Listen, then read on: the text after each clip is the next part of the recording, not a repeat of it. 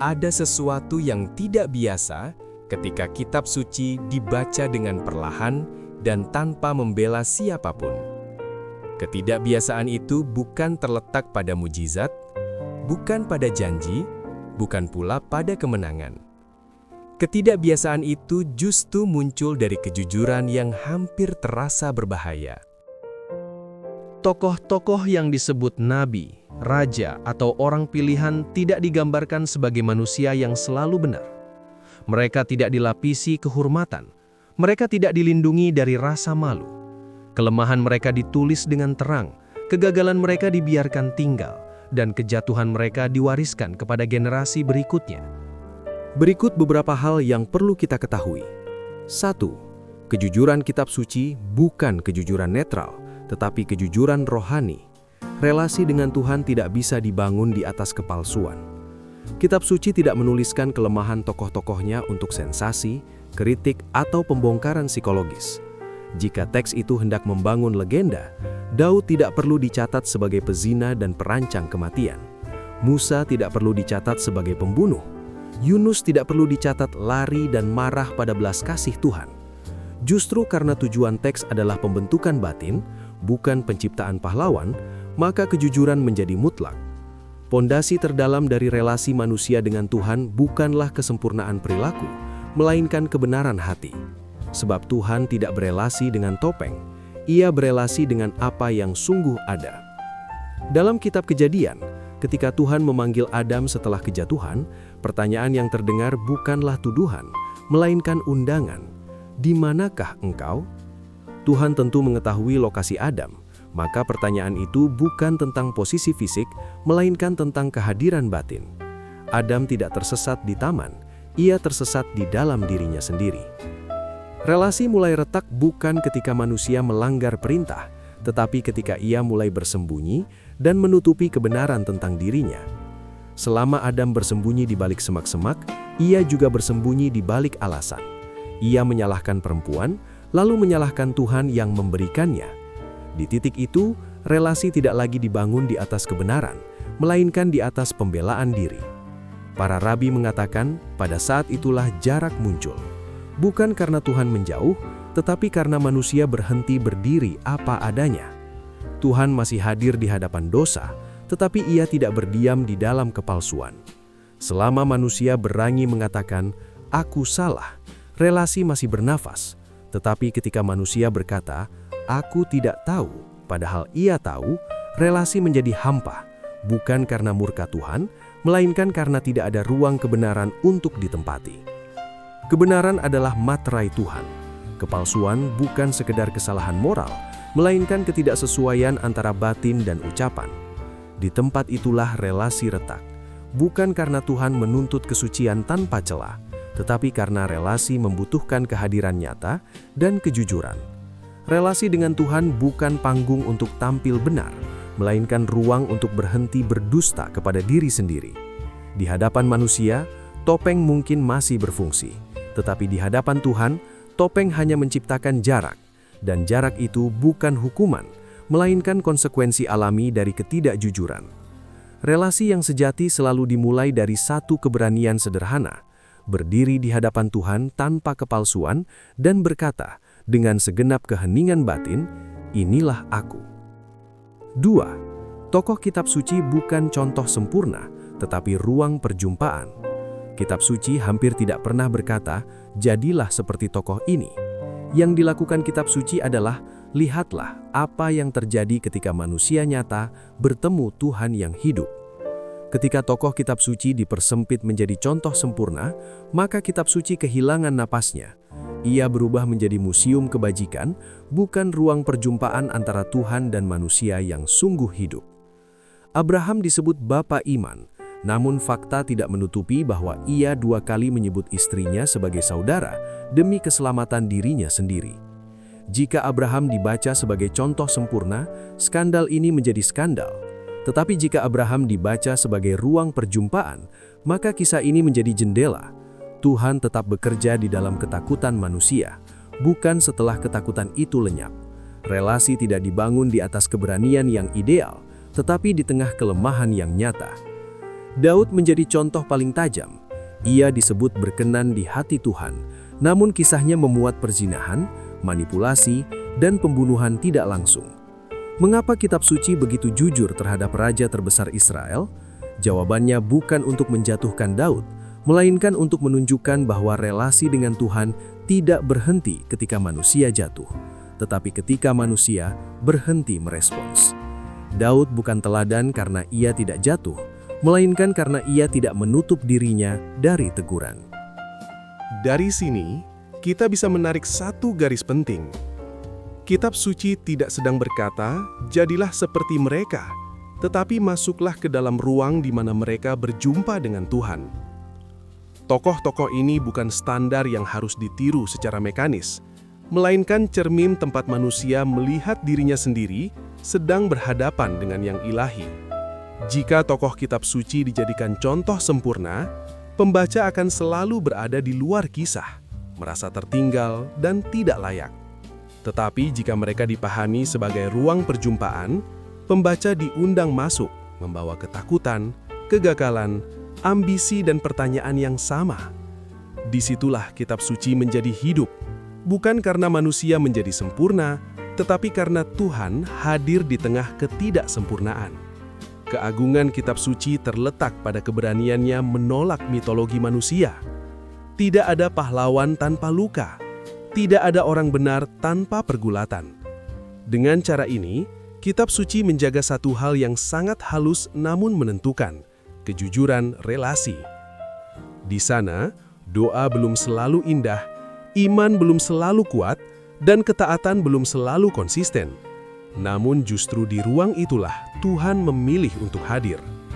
Kitab suci bukan peta menuju kesempurnaan moral, melainkan undangan menuju perjumpaan yang jujur. Dan di dalam perjumpaan itu, manusia tidak diminta menjadi tanpa celah, melainkan diminta untuk tidak pergi. Mereka bukan standar moral, melainkan cermin batin. Yang dijaga kitab suci bukan reputasi manusia, tetapi kebenaran Tuhan. Kitab suci tidak ditulis untuk melindungi nama baik tokoh-tokohnya. Jika tujuan utama kitab suci adalah reputasi tokoh-tokohnya, maka banyak kisah akan disunting, dirapikan, dan dipoles. Kegagalan akan diperkecil, kejatuhan akan disamarkan, dan luka akan disembunyikan di balik bahasa yang aman. Namun yang terjadi justru sebaliknya. Kitab suci menjaga sesuatu yang jauh lebih dalam, kebenaran tentang Tuhan. Di dalam kebenaran itu, satu hal terus muncul dengan konsisten. Tuhan tetap setia meskipun manusia tidak. Inilah benang merah yang dijaga dengan ketat. Karena itu, kisah-kisah manusia dibiarkan apa adanya, lengkap dengan retak dan jatuhnya. Bukan karena kejatuhan itu sepele, tetapi karena kesetiaan Tuhan tidak bergantung pada keberhasilan manusia. Kegagalan tidak pernah dihapus dari teks, tetapi selalu dikelilingi oleh kehadiran Tuhan. Abraham gagal melindungi Sarah, namun Tuhan tetap menjaga perjanjian. Yakub menipu, namun Tuhan tetap menyertainya dalam pelarian. Musa gagal menguduskan Tuhan di depan umat, namun Tuhan tetap berbicara dengannya muka dengan muka. Daud jatuh dengan berat, namun teguran dan pemulihan tetap diberikan. Kegagalan tidak menjadi akhir kisah, tetapi juga tidak pernah dipanggil kebaikan.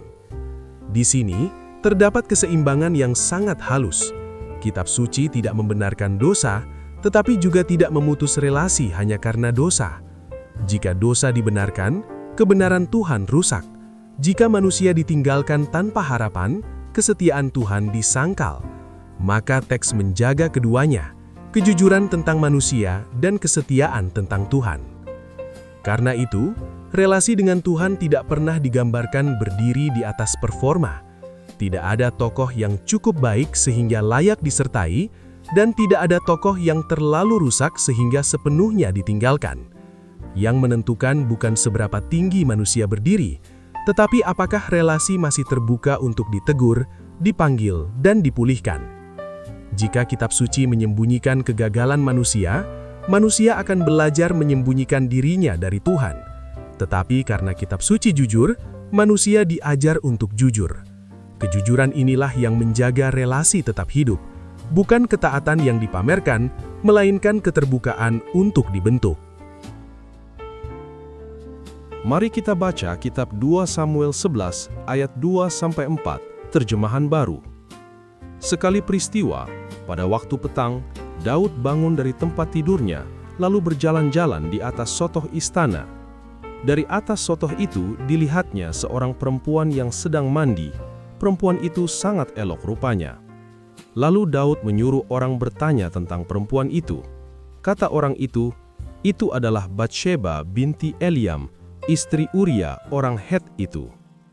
Sesudah itu Daud menyuruh orang mengambil dia. Perempuan itu datang kepadanya, lalu Daud tidur dengan dia. Kemudian di kitab 2 Samuel 11 ayat 14-15 terjemahan baru. Pada waktu pagi, Daud menulis surat kepada Yoab dan mengirimkannya dengan perantaraan Uria. Ditulisnya dalam surat itu, "Tempatkanlah Uria di barisan paling depan, di medan pertempuran yang paling hebat, kemudian mundurlah daripadanya, supaya ia diterpukul mati." Kejatuhan Daud bukan sebuah ledakan sesaat, melainkan proses batin yang sunyi. Dia melihat tanpa menjaga jarak. Dia mengingini tanpa mengakui. Dia mengambil dengan kuasa. Ketika akibat muncul, dia tidak berhenti, tetapi melangkah lebih jauh. Kebohongan menyusul dosa, lalu manipulasi, lalu kematian orang lain. Yang paling mengguncangkan bukanlah dosa itu sendiri, melainkan kemampuan Daud untuk hidup berdampingan setelahnya. Dia tetap memerintah, dia tetap menjalankan ibadah, dia tetap terlihat seperti raja yang berfungsi. Inilah kelemahan manusia yang paling dalam, kemampuan untuk hidup berdampingan dengan kesalahan yang belum diakui. Kitab suci tidak menyembunyikan bagian ini, karena jika bagian ini dihapus, iman akan berubah menjadi cerita palsu.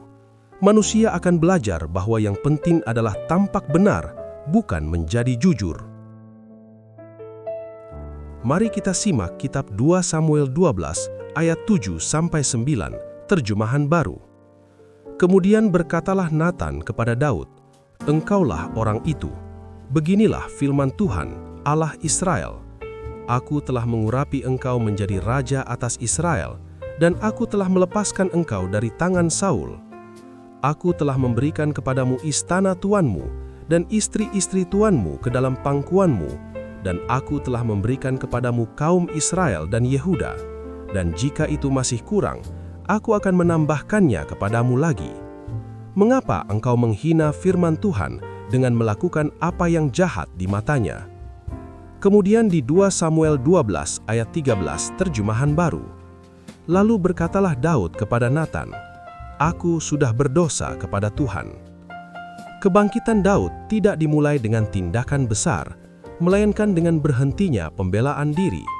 Tidak ada penjelasan, tidak ada alasan, tidak ada usaha menyelamatkan citra.